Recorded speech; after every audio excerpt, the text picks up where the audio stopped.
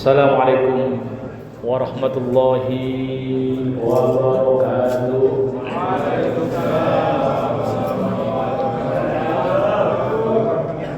Alhamdulillahi rabbil alamin. Alhamdulillahi wa kafa, wassalatu wassalamu ala nabiyil mustafa wa ala alihi wa ashabihi ahla sidqi wal wafa. Rabbana shrah lana sudurana wa yassir lana umurana wahlul 'uqdatam min alsinatina yafqahu aqwalana, amma ba'd. Hadirin jamaah salat Isya dan salat tarawih rahimakumullah. Pertama-tama marilah kita sama-sama panjatkan puji syukur kehadirat Ilahi Rabbi, bahwasanya pada malam ke-17 ini kita masih diberi kesempatan, kemampuan dan kemauan untuk melaksanakan salah satu perintah Allah, yakni puasa Ramadan, dan juga menegakkan sholat wajib, dan juga menegakkan qiyamul lail di bulan Ramadan. Ini tentu sesuatu yang sangat menggembirakan bagi kita semua. Saya juga gembira karena meskipun setiap tahun dijadwal di majelis ini, masjid selalu mengalami perubahan dari waktu ke waktu. Dari yang kecil di sana, tengah sini, melebar sana, serang melebar sini dan melebar belakang. 4 tahun kalau nggak salah, Ustaz ya. Ini sesuatu yang mengembirakan. Ini menunjukkan bahwasanya kita termasuk orang yang peduli terhadap bangunan-bangunan keagamaan, yang itu merupakan situs legasi kita sebagai umat Islam. Yang kedua, sebelum kita lanjutkan taklim pada malam hari ini, saya ingin ngiming-ngimingi. Apa ngiming-ngimingi itu? Ngiming-ngimingi. Apa namanya ngiming-ngimingi itu apa? Ya, jelas bukan tahu. Ingin menginformasikan sebuah kabar gembira bagi orang yang merelakan duduk walaupun sesaat di majelis ilmu. Sebelum kita coba petik hikmah dari nuzul Quran, ada sebuah hadis yang ini harus kita ingat bersama sehingga kita semangat. Man ghada ilal masjid la yuridu bihi illa liyata'allamahu aw yu'allimahu khairan fakana lahu ajru ka ajri hajin taman. Barang siapa yang punya semangat bersegera menuju ke masjid, menuju ke majelis taklim, untuk apa? Untuk belajar atau mengajar sebuah kebaikan tentunya, maka baginya adalah pahala seperti pahala orang yang menunaikan atau mendapatkan status sebagai haji tam. Jadi kita jamaah sekalian hadir sejenak di majelis yang disebut dengan majelis ilmu, entah belajar atau mengajar. Yang paling ringan belajar, datang, duduk, ngantuk boleh. Yang melek sama yang ngantuk pahalanya sama. Apa pahalanya? Ka'ajri hajin tam. Pahalanya adalah pahala orang menunaikan haji, yang itu hajinya haji tam, sempurna.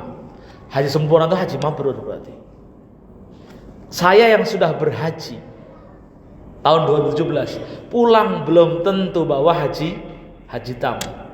Karena kebanyakan orang haji taunya haji saja, tapi perjalanan menuju haji hancur. Sholat sembarangan di pesawat, asal sholat nggak tahu ikut siapa. Ikut siapa sholat di pesawat? Ikut Imam Syafi'i. Imam Syafi'i tidak membolehkan sholat di atas kendaraan. Ikut siapa coba? Nggak ada yang mensyariatkan sholat di pesawat. Tapi kita sering sembarang. Jadi kita itu pulang berangkat haji belum tentu membawa pahala haji tam. Karena sholat wajibnya hancur. Udah nyampe di sana sembarangannya kosor, tahu kosor jamak, nggak tahu ikut siapa itu mau kosor, kan nggak tahu. Tapi ya karena menunaikan haji anggap aja itu bagian dari ikut petuah guru-guru kita. Maka kita karena haji seperti itu pulang belum tentu membawa pahala haji tam. Tapi hari ini dan mungkin juga sebelumnya kita datang di majelis ilmu, semangat menghadiri ke majelis taklim, entah itu belajar atau mengajar, pulang membawa pahala haji tamu. Nggak perlu umroh. Anda umroh perlu biaya 42 juta, betul? Pulang pahalanya apa? Umroh. Kan nggak ada yang orang barang siapa berangkat umroh akan dapat pahala haji, nggak ada. Yang ada adalah barang siapa berangkat umroh di bulan Ramadan baru pulang dapat pahala setara dengan melaksanakan ibadah haji. Itu pun hanya bulan Ramadan. Tapi di luar itu ya pahala umroh. Tapi Anda atau kita semua yang hari ini memiliki semangat untuk belajar atau mengajar, keluar dari majelis dapat atau membawa pahala haji tamu. Alhamdulillah. Walaupun ada yang sender ngantuk, sama dengan yang melek. Tenang, itu sama dicatat oleh Allah, pahalanya sama. Jadi kalau yang ngantuk lanjutkan ngantuknya, nggak apa-apa. Jamaah Allah.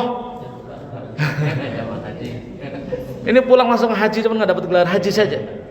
Ini yang membahagiakan kita semua. Apalagi kemudian datang bulan Ramadan.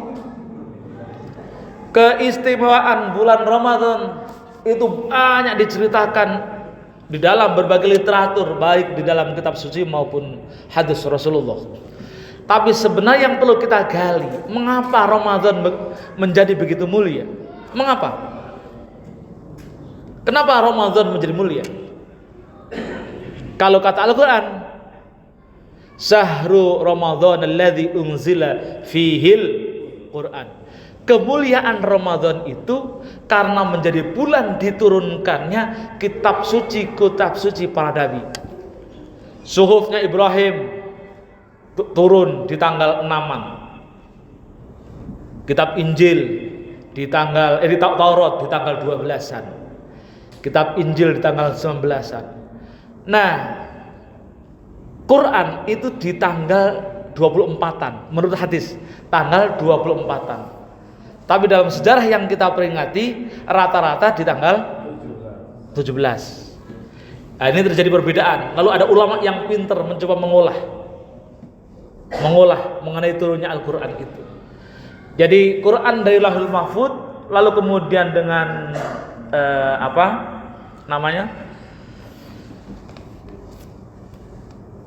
langit Baitul Izzah, baru kemudian ke Rasulullah. Dalam Lauhul Mahfuz, Quran itu tidak berwujud dalam bentuk kata atau makna. Lalu kemudian turun ke Baitul Izzah, kira-kira ya. Ini lalu diserahkan kepada Nabi Jibril, Malaikat Jibril. Lalu kemudian ketika muncul dalam bentuk kata-kata, itulah yang kemudian diturunkan tanggal 17 di bulan Ramadan. Jadi ada yang menafsirkan Quran wujud dalam bentuk kata-kata, alif lam mim dzalikal kitab al ayah, itu di tanggal di malam 17. Tapi kalau turunnya dari Lauhul Mahfuz sampai ke bumi atau ke Baitul Izzah itu tanggal 24 Ramadan. Ini penjelasan para ulama.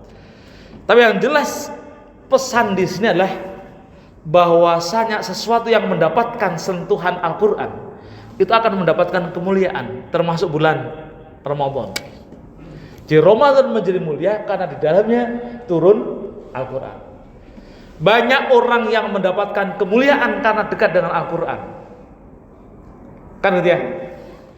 Bahkan orang-orang yang dijanjikan atau dirindukan masuk surga, itulah orang yang dekat dengan Al-Quran, orang yang senantiasa membaca Al-Quran. Al-jannatu mustaqatun illa arba'ati nafarin.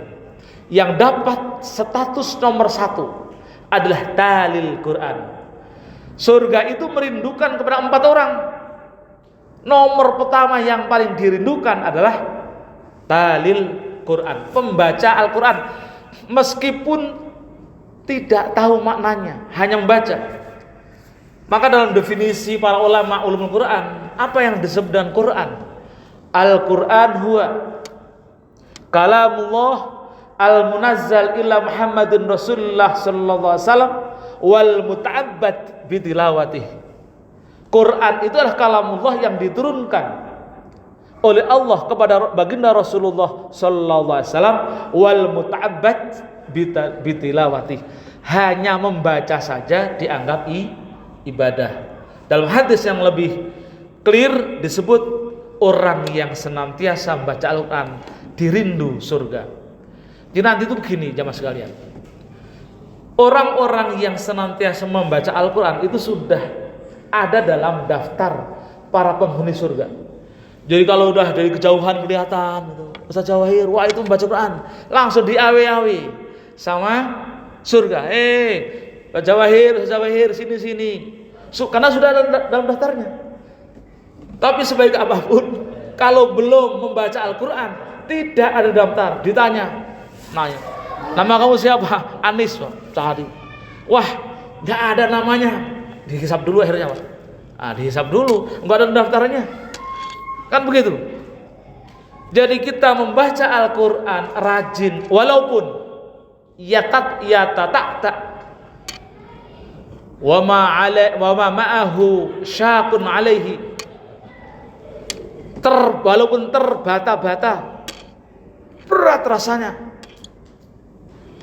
tapi malaikat Allah mencatatnya tetap berpahala.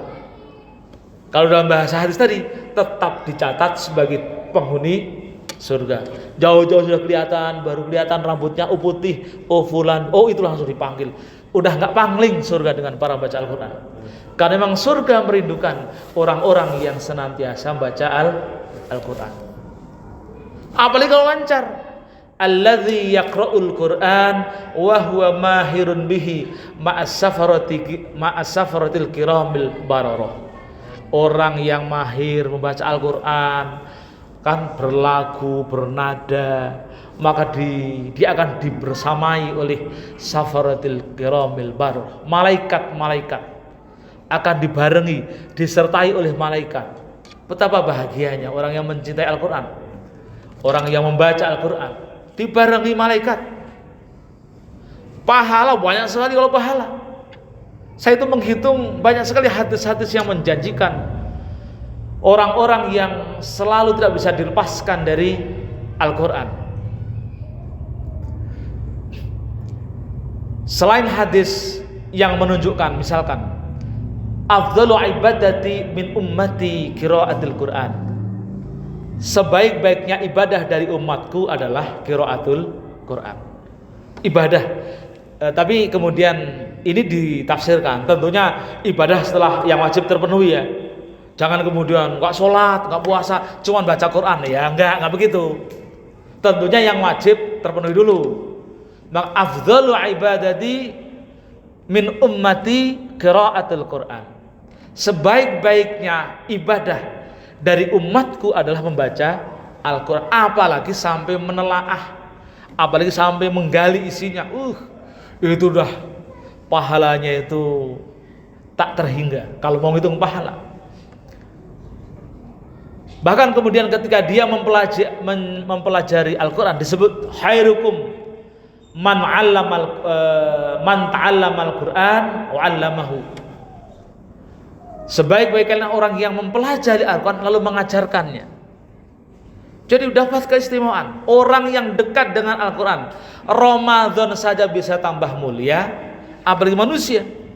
Kita sering mendengar, kalau di pesantren-pesantren tahfidz, kenapa banyak yang termotivasi untuk hafal Quran? Salah satunya adalah orang yang mati sementara dia membawa Quran dalam kondisi hafal, maka jasadnya tidak akan pernah hancur. Ini kan salah satu motivasi bahwa orang yang menghafal Al-Quran, jasadnya tidak akan pernah hancur. Maka berbahagia jemaah sekalian orang yang bahkan walaupun sedikit menghafalnya. Saya ingat hadis yang menceritakan tentang bagaimana Al-Quran itu memberikan syafaat kepada kita semua, bahkan ketika masih berada di alam barzah, alam kubur. Tapi ini spesifik tentang faidah surat Al-Mulk. Tabarakalladzi biyadil mulku wa huwa ala kulli syai'in qadir. Alladzi khalaqal mauta wal hayata liyabluwakum ayyukum ahsanu amala. Barang siapa, ini kalau di dalam hadis ini sampai kemudian nanti yang terakhir, tapi saya anggap yang paling berat dulu. Barang siapa yang menghafal surat Al-Mulk dan kemudian dibaca setiap menjelang tidur, maka ketika nanti dia mulai kubur sampai akhirat, maka dia akan dikawal oleh surat Al-Mulk itu. Suatu ketika ada orang muslim fasik. Muslim fasik itu muslim yang dia mengaku Islam tapi sering melakukan dosa. Ya, minum-minuman masih menjadi kebiasaan, judi masih jadi kebiasaan, tapi dia hafal surat Al-Mulk. Meninggal, mati. Nah, ketika kemudian malaikat Mungkar Nakir dan malaikat azab datang dengan wajahnya yang begitu menyeramkan dan bentuknya yang begitu menakutkan, ketika mau menyiksa, karena orang jasad ini adalah seorang fasik, muslim yang fasik yang harus disiksa selama tinggal dalam barzah. Suatu saat ketika malaikat azab mau menghancurkan, mau membogem, memukul jasad yang bersangkutan, surat Al-Mulk keluar dari badannya. Kira-kira gitulah. Datang langsung ngadepi gitu. Kamu malaikat, ngapain kamu mau menghancurkan rumahku? Kata surat Al-Mulk. Lalu malaikat datang, kamu siapa? Oh, kamu nggak kenal sama saya ya? Kata si surat Al-Mulk, saya adalah kalamu Rabbika. Saya ini adalah kalam Tuhanmu. Kamu nggak kenal? Lah, saya itu kan ditugaskan untuk menyiksa, untuk memukul jasad fisik seorang muslim yang fasik. Dia mengaku muslim tapi banyak melakukan dosa. Jadi terjadi dialog. Kamu nggak tahu, saya ini tinggal di hati. Jasad ini. Kalau kamu menghancurkan jasad ini, maka sama saja kamu menghancurkan diriku. Terjadi dialog begitu. Akhirnya malaikat ujungnya nyerah, kalah. Karena kalau memukul jasad si fasik sama dengan menghancurkan kalamullah. Sama kalamullah adalah bagian dari Tuhan. Akhirnya malaikat kembali lagi, nggak jadi mukulin jasad muslim yang fasik, tapi hafal surat Al-Mulk itu. Selamatlah. Jadi kalau Rasul pernah bersabda, Iqra'ul Quran fa innahu ya'ti yaumal qiyamah syafi'an. Itu betul di situ. Ini belum kiamat, baru di alam barzah saja, baru potongannya di Al-Quran yang 30 juz, baru satu surat saja sudah melindungi kita. Kan itu. Baru surat Al-Mulk. Apalagi banyak surat yang dihafal. Maka berbahagialah orang yang sudah menyempatkan diri atau pernah membaca Quran walaupun surat Al-Mulk. Nah, ini yang paling tinggi di situ, menghafal lalu membaca tiap menjelang tidur. Maka Allah akan lindungi ruhnya dan jasadnya sampai dia yaumil qiyamah. Nah, ada juga yang riwayat-riwayat yang agak diskon gitu. Jadi tidak hanya hafal, baca pun nggak masalah, baca. Sehingga harus hafal, baca saja Al-Mulk itu sama dengan kualitasnya yang tadi. Jadi beberapa riwayat begitu. Ada yang saya menghafal, ada yang cukup pernah membaca. Maka bulan Ramadan yang diberikan oleh Allah kepada umat Rasulullah adalah bulan yang sangat istimewa. Kalau di dalam hadis disebutkan, man qara'a harfan min kitabillahi falahu hasanatun falikulli hasanatin asyratu amthaliha. Barang siapa yang membaca satu huruf dari kitab Allah, maka baginya akan diberi satu hasanah. Pahala itu sering disebut begitu, satu hasanah, satu kebaikan. Walikulli hasanatin asyratu amsalihha. Satu kebaikan itu bernilai 10 kali lipat. Itu kalau di hari biasa. Orang membaca Al-Qur'an di hari biasa, satu huruf dinilai 10 kali lipat. Nah, kalau bulan Ramadan kan man amila atau kullu amali ibni Adam, pahalanya itu kan minal asrah illa sab'i mi'atin dhifin. Jadi barang siapa setiap amal ibadah anak Adam yang dilaksanakan di bulan Ramadan itu dilipat gandakan 10 sampai 700 kali lipat. Ini kalau mau ngitung-ngitung pahala. Kalau mau ngitung-ngitung pahala. Imbok itu besar, luar biasa. Nah, kenapa sampai dilipat gandakan? Ini yang harus kita pahami. Sebagai umat Islam yang beriman dan juga penuh rasa malu, keimanan kita, ibadah kita, kebaikan kita itu belum bisa menjaminkan diri kita semua untuk mendapati surganya. Karena Rasul pernah bersabda, la yadkhulunal jannah bi'amalihi wala ana illa birahmatillah. Jadi kita kalau mengandalkan amal ibadah kita lalu pingin masuk surga, enggak bakalan bisa diterima. Wala ana, kata Rasul, termasuk saya, kata Rasul. Rasulullah sallallahu alaihi wasallam sendiri tidak pede untuk masuk surga, Pak. Jemaah sekalian, Rasulullah sendiri tidak pede untuk masuk surga. Tapi beliau bisa mendapatkan status maksum dan juga mendapatkan surganya. Kenapa? Karena rahmat Allah. Illa birahmatillah. Jadi yang bisa menjadikan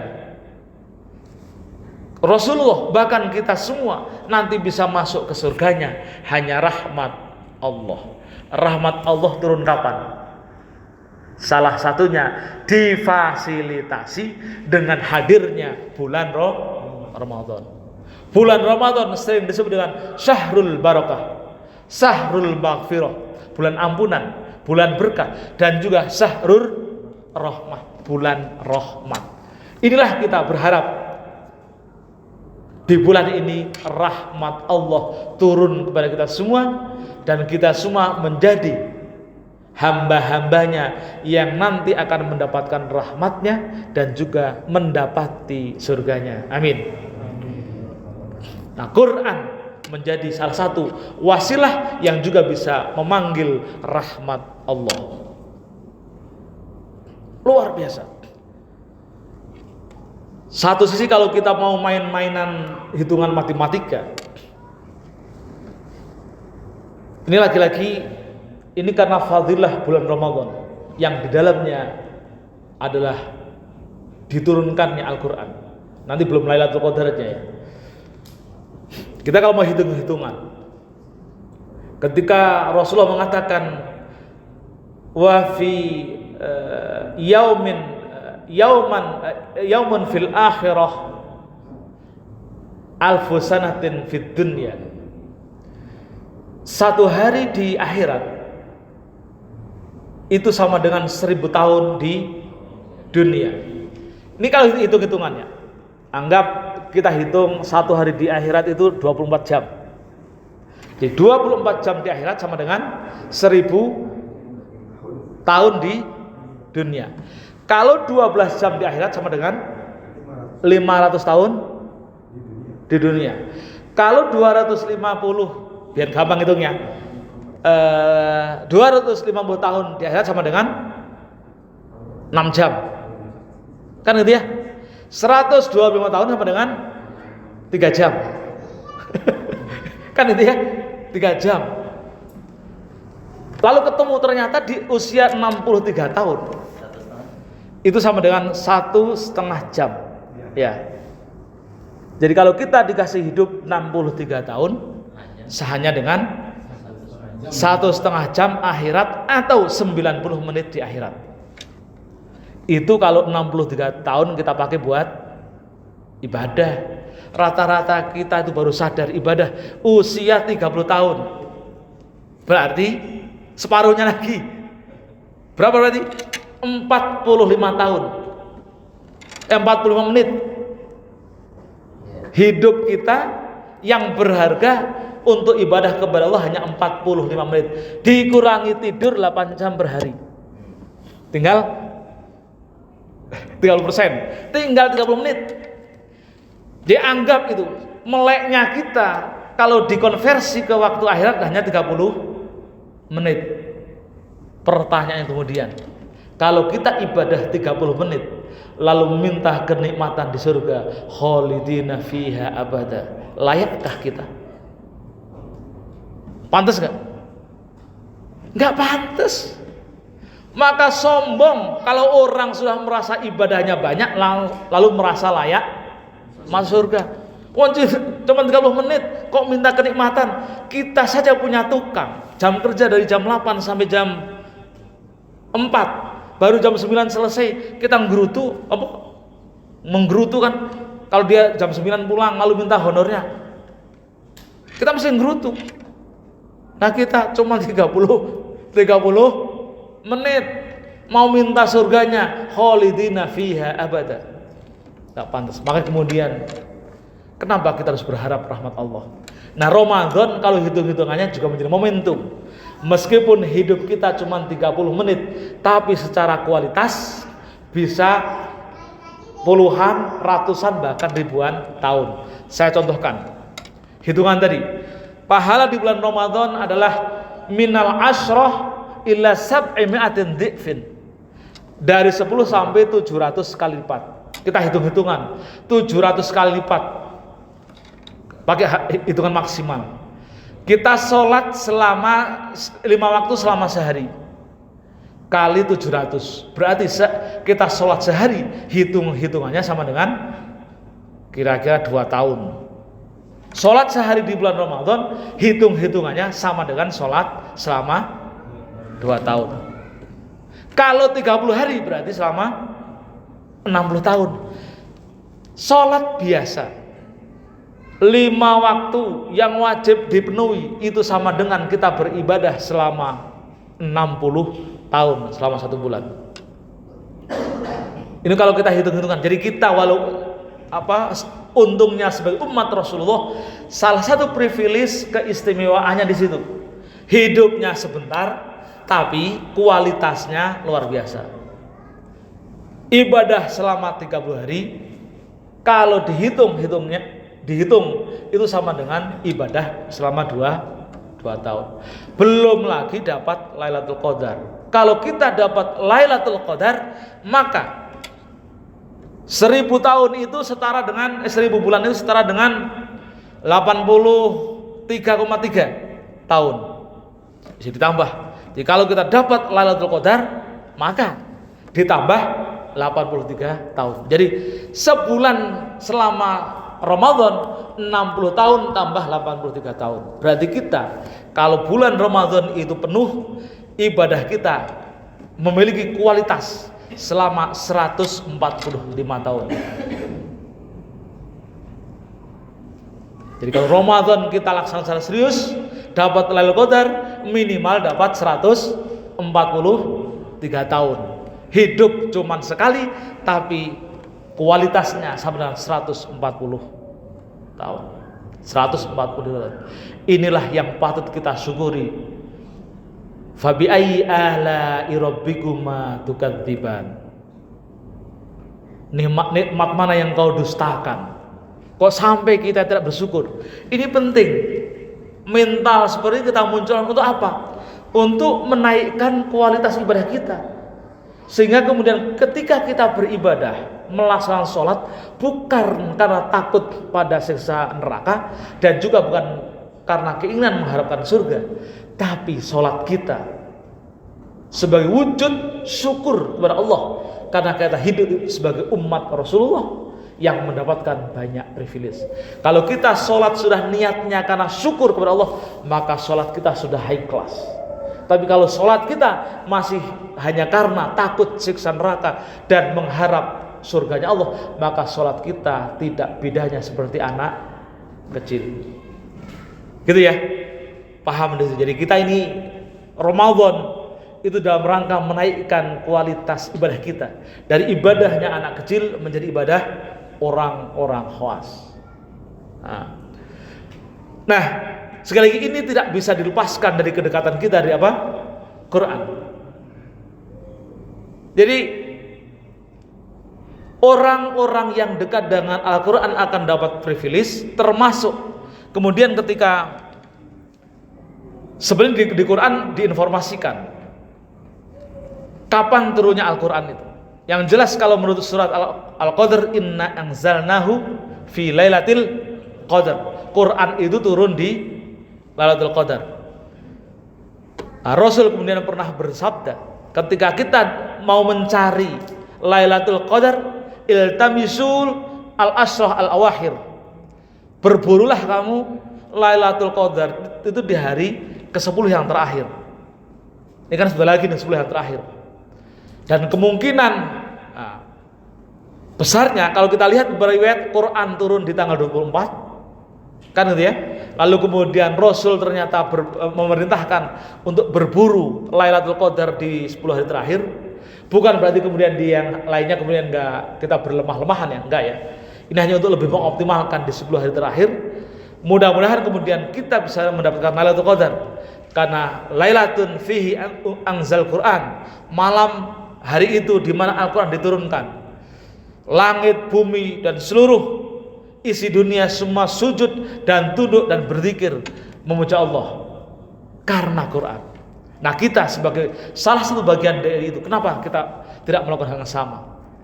Maka itu tekankan betul 10 hari terakhir kita optimalkan ibadah kita. Tapi jangan lupa ibadah-ibadah ini dilakukan setelah ibadah-ibadah wajib. Jadi yang tunaikan yang wajib dulu. Kita hanya mengoptimalkan di bulan-bulan ini adalah sunnahnya biar menjadi kebiasaan tanpa harus mengesampingkan yang wajib.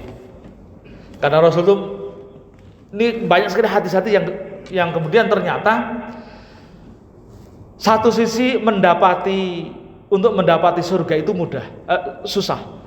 Tapi satu sisi mudah. Malah yang sangat mendasar sekali, ayyam ra'atin idza shallat khamsaha. Siapapun kalau sudah sholat, menunaikan sholat 5 waktu, wasyamat sahroha, berpuasa selama 1 bulan, maksudnya puasa Ramadan full, wa hafadzat wa hasunat farjaha. Lalu yang ketiga, menjaga kehormatannya, menjaga kemaluannya. Yang keempat, wa ata'at ba'laha, sayang mentaati pasangannya. Dahala min ayyi abwabil jannah saat, maka dia akan masuk surga, bisa masuk surga melalui pintu manapun. Kan itu nggak neko-neko ternyata. Kalau hadis ini ya, yang penting sholat 5 waktu, puasa Ramadan genap, menjaga keluarganya, menjaga kehormatannya, sayang pada pasangannya, sudah itu menjadi jaminan masuk surga. Mudah sekali. Kesimpulan saya, untuk mendapati surga nggak usah muluk-muluk dalam beribadah. Kewajibannya dulu ditunaikan. Kalau kemudian kita masih banyak energi, silahkan kemudian kita salurkan untuk mengoptimalkan ibadah-ibadah sunnah. Di Ramadan mulai baca Quran, sedekah, sholat taraweh, sholat tahajud, itu sunnah ya. Taraweh, tahajud, sedekah itu sunnah. Jangan sampai kemudian meninggalkan sholat 5 waktu karena ingin ngejar taraweh. Jangan sampai meninggalkan sholat 5 waktu karena ingin qiyamul lail. Jangan. Lebih baik yang wajib dulu, walaupun sunnah nggak dikerjakan. Kalau punya energi silahkan dikerjakan. Itu kita akan mendapatkan afdhaliyatnya. Nah, mudah-mudahan jamaah sekalian kita merupakan bagian dari para calon penghuni surga sebagaimana yang disebutkan dalam hadis tadi. Amin. Kita menjadi bagian, kita akan menjadi rombongan yang masuk surga bersama-sama. Jamaah mujahidin, nggak ada yang ketinggalan satupun. Nanti Ustaz Jawahir harus ngabsen. Mana jamaah yang tertinggal? Wasiqal ladzina taqaw rabbahum ilal jannati zumara. Ayo kita berbondong-bondong ke surga. Berbondong-bondong. Ketua rombongannya Ustaz Jawahir absen, jangan sampai ada yang ketinggalan. Jika tetangga, saudara kita melakukan kelalaian, ingatkan, karena inilah satu-satu kesatuan yang akan menghadap Allah, memasuki surganya secara berbondong-bondong. Amin. Karena memasuki surga secara berbondong-bondong itu lebih membahagiakan daripada satu persatu. Kalau satu persatu hisabnya tuh jelimet. Aku aja ditanya sampai berapa tahun, 14 tahun. Nanya aku dari mana, buat apa, dan seterusnya. Kalau berbarengan kan hanya ditanya ketua rombongannya aja. Wah, Ustaz Jawahir, gimana rombongannya? Oh, baik semua. Yaudah masuk. Gak usah ditanya, cukup satu menjadi penjaminnya. Dan sekali lagi, mudah-mudahan kita menjadi satu rombongan yang akan menghuni surganya Allah SWT. Demikian, semoga bermanfaat. Mudah-mudahan nuzul Quran mengingatkan kita semua untuk makin cinta kepada Al-Quran, makin suka, makin gembira dalam mendalami dan menggali nilai-nilai dan pesan dalam Al-Quran. Karena itu bisa menjadi wasilah bagi kita semua untuk mendapatkan syafaat di yaumil qiyamah nanti. Amin ya rabbal alamin. Kurang lebihnya mohon maaf. Wallahul muwaffiq ila aqwamit thoriq. Assalamualaikum warahmatullahi wabarakatuh.